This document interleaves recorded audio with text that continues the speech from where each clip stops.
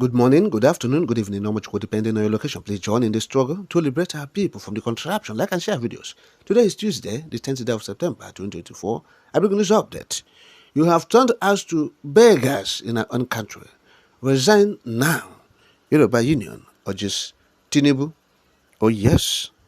Now the Iwemo Majekobaje Ile Yoruba Union has called for Bola Tinubu's resignation in response to soaring fuel prices and the worsening hunger affecting Southwest region.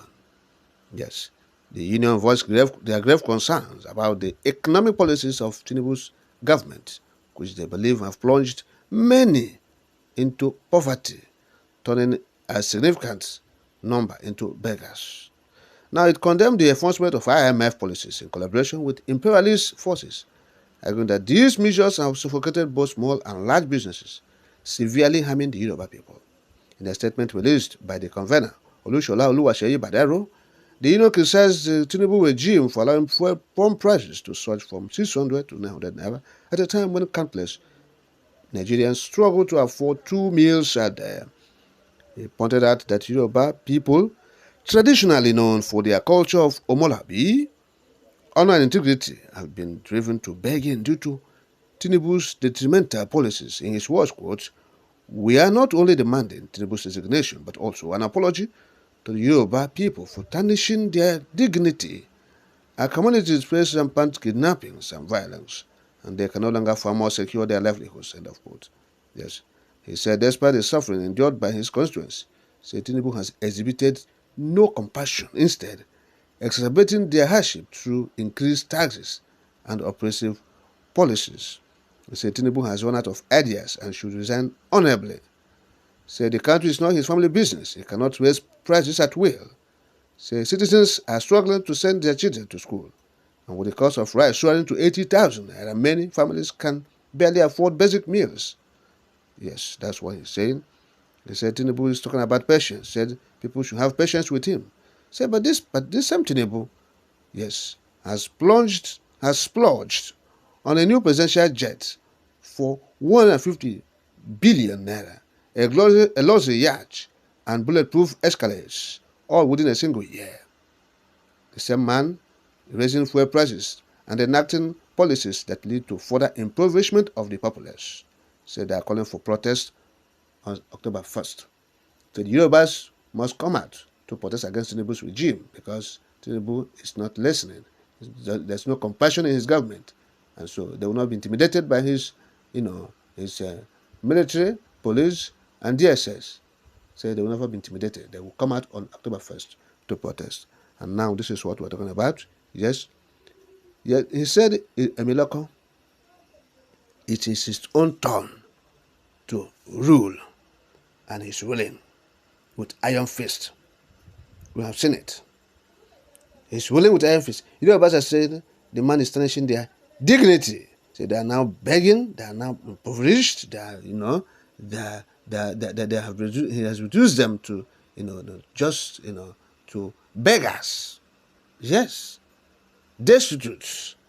So they have become destitutes. They reduce Yorubas to destitutes. Yes, that's what the Yorubas are saying. Say, they have been reduced to destitutes.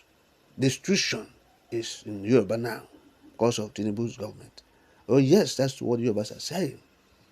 Oh yes, said Emiloko, he's torn. He must rule. He used the INEC, he used the army, he used DSS, he used everyone, the governors in the north. They said it is Tinubu's turn. And alas, he assumed position as the president. And since 1 year, everybody have seen it. Yes, the northerners who said, oh, power must go to the southwest so that Tinubu will hijack the power. The likes of the Herufai, where are they now? Let them come out. Let them come out now. They said, oh, conspiracy. They all conspired. Said, let's go give it to the southwest. They are brothers. Yes. The southeasterners said, oh, no. We don't give it to them. They're not part of us. Let's give it to these people, to the southwest, to Tinubu. So what's happening now? The northerners are crying. The northern elites, they are crying. Now the Yorubas, where this man comes from, They are not being spared. Upon all the appointments, the urbanized economy, the Minister for Finance is a Yoruba man. Yes. The coordinating minister of the economy, yes, a Yoruba person. Yes, a minister coordinating the economy is from Yoruba. That is it. EFCC chairman is Yoruba. CBN governor, Yoruba.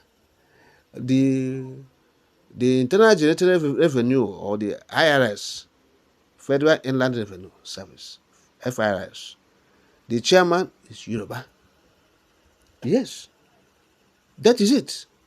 All the strategical position where money is coming from, now all the Yoruba people put there.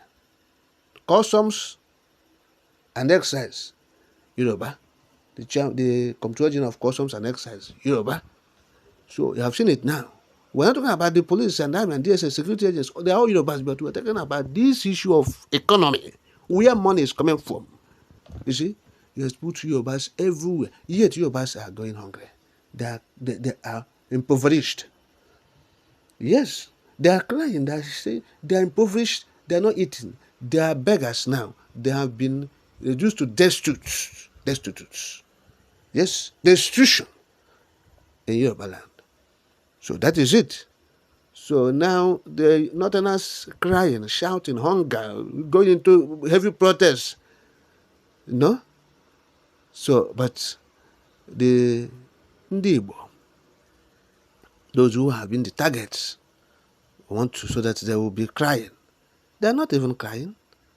Yes, they are managing their life. They are better off.